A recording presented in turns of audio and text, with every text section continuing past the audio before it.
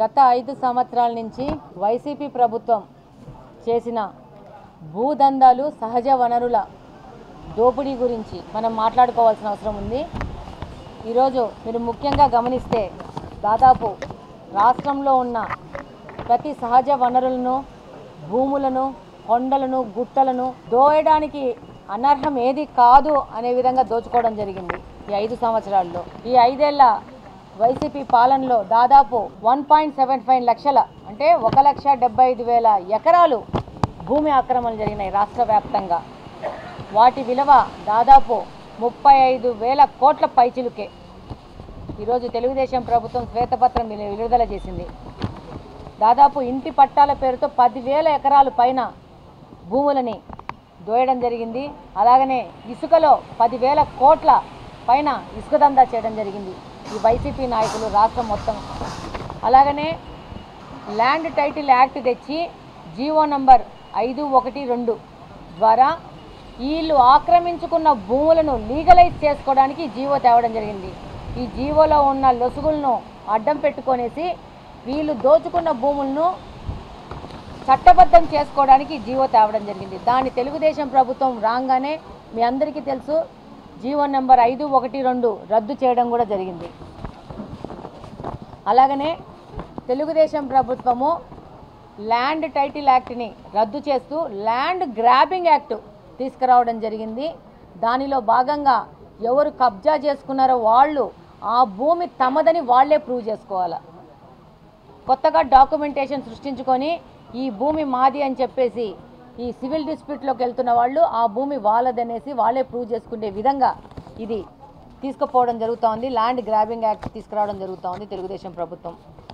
అలాగనే హౌసింగ్లో దాదాపు వైసీపీ నేతలే ఎక్కడ హౌసింగ్ కాలనీలు రావాలో వాళ్ళే డిసైడ్ చేసుకున్నారు. అక్కడున్న భూముల్ని రైతుల ద్వారా ముందే వాళ్ళు కొనడం జరిగింది. ఆ భూముల్ని మళ్ళా ప్రభుత్వానికి ఎక్కువ ధరకు అమ్మడం జరిగింది. దాదాపు గెలిచిన 151 మంది వైసీపీ ఎమ్మెల్యేలు ఈ 5 సంవత్సరాలు చేసిన ఒకటే వ్యాపారం ఏదంటే ఈ భూదందా వ్యాపారము. ఇన్సైడ్ ట్రేడింగ్ చేశారు వాళ్ళు కంప్లీట్గా చేసి ప్రభుత్వం యొక్క ధనాన్ని చాలా అధికారికంగా దోచుకున్నారు.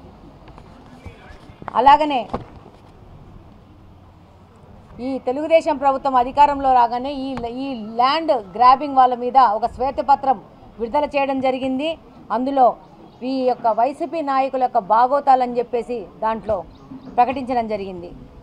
అలాగనే ఈ యొక్క శ్వేతపత్రం ద్వారా ఈ రాష్ట్రాన్ని కొల్లగొట్టి భూదందాలు చేసిన వాళ్ళందరి దగ్గర నుంచి ప్రతి ఒక్క రూపాయి తెలుగుదేశం ప్రభుత్వం మళ్ళీ వసూలు చేసుకోవడం జరుగుతుంది. అది మళ్ళీ ప్రభుత్వ ఖజానాకు చేర్చడం జరుగుతుంది. అలా ప్రభుత్వ ఆస్తి కొల్లగొట్టిన వాళ్ళందరి మీద శిక్షలు వేయడం కూడా జరుగుతుందని చెప్పి ఈ సందర్భంగా తెలియజేస్తున్నాం. కొండ ఏటవాలుగా ఉన్న చోట, రాళ్ళు రప్పలు ఉన్న చోట జగనన్న కాలనీలు ఏర్పాటు జరిగింది. దీన్ని కూడా నేను ఇప్పుడు చెప్తా ఉండేది అదే, వీళ్ళు ఇలా పనికిరాని పొరంబోకు భూములందరినీ ఈ యొక్క వైసీపీ నాయకులు తక్కువ ధర కొనుక్కొని వాళ్ళే డిసైడ్ చేసి ఈ జగనన్న కాలనీలు అక్కడ ఇవ్వాలని చెప్పి డిసైడ్ చేసి ఇవ్వడం జరిగింది.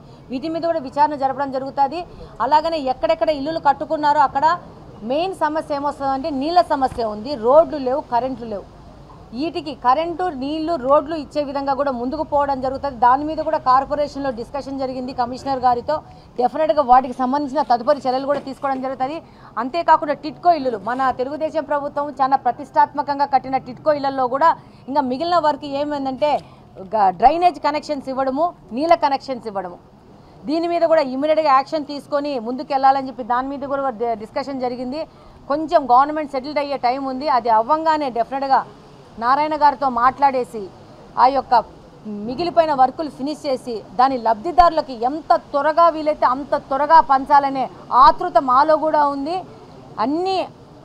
అన్ని విషయాలు మాకు సహకరిస్తే ఎంత తొందరగా ఉంటే అంత తొందరగా టిట్కో యొక్క వాళ్ళ ఇళ్ళ లబ్ధిదారులకి ఆ ఇల్లులు ఇచ్చి వాళ్ళకి మేము కూడా ఆ యొక్క సంతోషంలో భాగం కావాలని మేము కూడా కోరుకుంటున్నాము.